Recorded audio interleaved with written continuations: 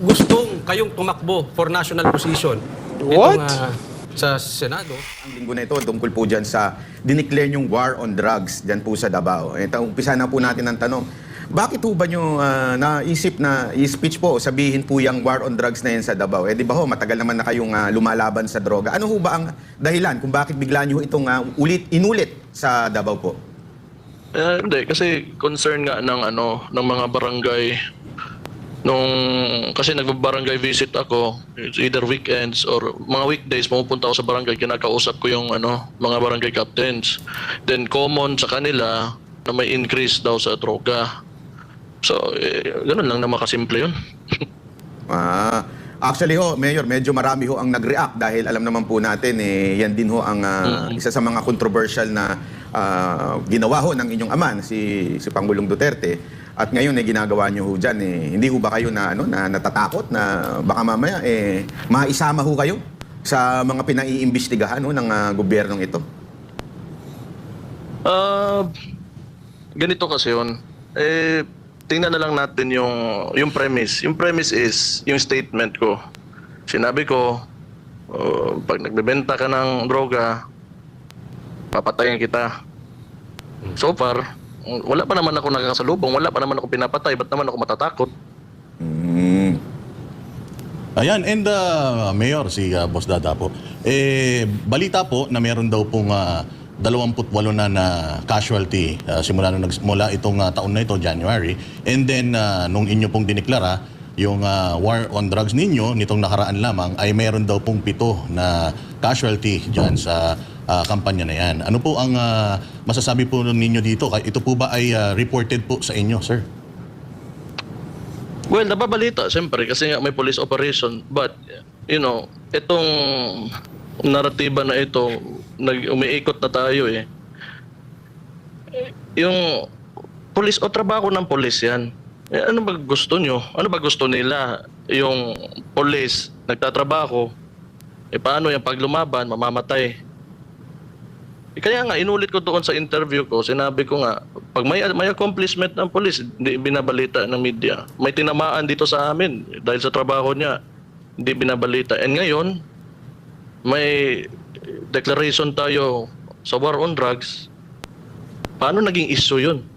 Na supposedly, ang isang government or kahit barangay, pag may problema sa droga, then naturally, you have to declare war against it. May problema sa droga Masisira yung lugar mo. Pag hindi mo dineklara, it doesn't have to be literally or figuratively either of the two o paano pag it is to deter from people from going into illegal drug abuse and selling it. Maraming natutuwa sa inyo dahil dito sa, bagamat marami ring kritiko, mas maraming natutuwa sa inyo tungkol dito sa war on drugs. No? Lumalabas na po, ito na naman po tayo.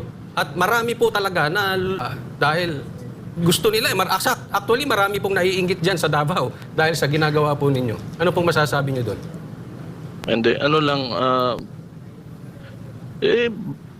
ayaw ko. Nanahimik lang ako dito sa Davao, okay na ako. Mayor ako dito, kahit vice o kahit konsehal, okay lang. Davao lang ako kasi nandito yung bahay ko, dito yung pamilya ko. Mahirap yan. Kasi baka sinasabi nila, mga mayor, baka ang kanilang sinasabi, nagpapasikat lang yan, may planong tumakbo yan sa Senado. Ano pong masasabi niyo dyan? Hindi makikita naman nila yan kasi ngayong dadating na eleksyon, di man talaga ako magtakbo kahit anong gawin, kahit anong sabihin ng mga tao. Hindi talaga ako tatakbo. Hindi yan sa ganon. Yun na nga, hindi naman ako si Raulo na magde-declare pasikat lang. Hindi yan. May problema talaga. I went down to the barangays, kinausap ko yung mga kapitan and they are very disappointed sa mga nangyayari ngayon dahil sa increasing na drug use. Wala naman kaya dineklara ko because that is to deter. Kailangan mong gawin 'yan. Di ba? It's a serious matter It's a serious matter. Kasi ito mga drug lord, pera 'yun Kahit tingin niyo kung kakausapin niyo 'yan, oy, tumigil ka diyan, mabait ka diyan. Di yan maniniwala sa inyo. Ano akala nila? Kausapin mo, magbago ka na, gano'n. Wala yan. Hindi yan. It will not work. We have to be, realistic about our situation when it comes to fighting drugs in this country. Mayor, sundan ko lang yung kaninang tanong ko po. Hindi ho ba kayo natatakot na baka mamaya ito na namang mga katulad nila Ontiveros at saka itong mga komunistang nasa Congress, ipapush na isama kayo dyan sa ICC na naman na yan? Kasi alam naman po natin yan, di ba? Isama nila. Go ahead. Go ahead. Kasi wala kung, the way I see it, wala naman talaga silang real appreciation talaga kung ano yung effect talaga ng droga sa mga communities natin. Kung gano'n yun, hindi isama niyo ako. Ano pong masasabi niyo, Ano ngayon? Mayor, doon sa sinabi ni PNP Chief na hindi na kailangan ideklara dahil trabaho naman talaga namin ang pugsain ng droga sa Pilipinas? Tama naman yun. Yun na nga, wala naman ako sinabi at inutusan. Nasabi ko, ako yung papatay. So bali ho yung inyong speech parang directed to the hindi ho sa pulis kung hindi ho doon sa mga gumagawa. Kasi 'di ba yun nga po yung lingwahe ng mga Yeah. pusher, mga drug lord. In whichever way they take it, okay na yun, bahala kayo sa buhay niyo. Basta ginasabi ko lang, and I will reiterate, papatayin kita.